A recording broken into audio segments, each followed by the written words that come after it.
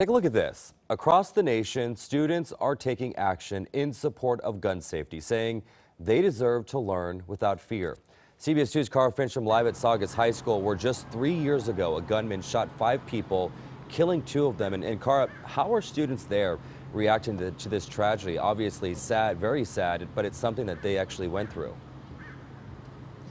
Yeah, it is. And just a short while ago, we had some students come back out here. We want to push down in and give you a look at this group of students here right in front of the school. We have watched a group of these students really making a great effort today to have their voices heard. Yesterday, they sent out some texts, some messages alerting folks they were going to be walking out of class today, but they were told earlier this morning, they tell us on campus, they would be marked truant if they did that. So take a look. More, not one more. Not one more! Not one more!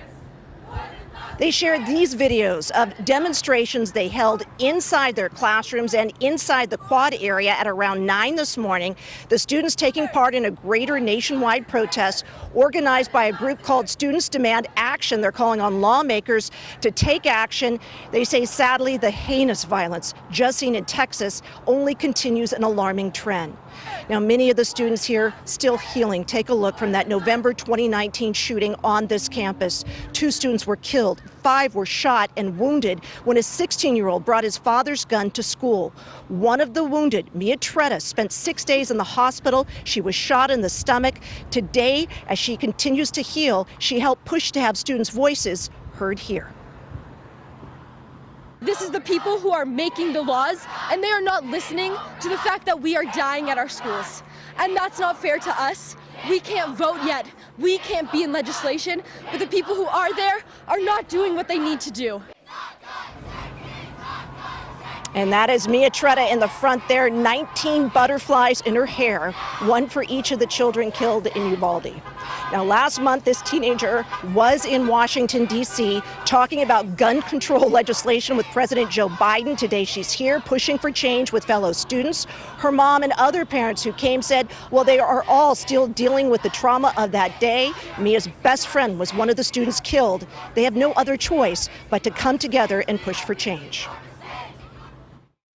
To be a parent that received a text like that, to have to tell our daughter that her best friend died, you're never going to forget that. So what's the alternative? You have to fight, otherwise you fall apart. The message was to try to encourage students to stay in class. It is finals week, but we also understand it's an extraordinary moment, and so I don't think anyone here is going to be looking to actually apply penalties to the kids here. We want to keep kids safe, and again, we're trying to balance freedom of speech with trying to conduct the business of what's happening at school.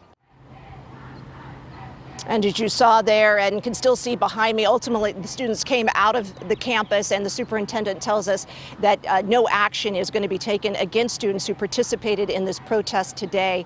Again, Mia and her fellow students saying they want to have their voice heard. They're too young to vote, but they can raise their voices. All right, Finnstrom reporting live at Saugus High. Cara, thank you.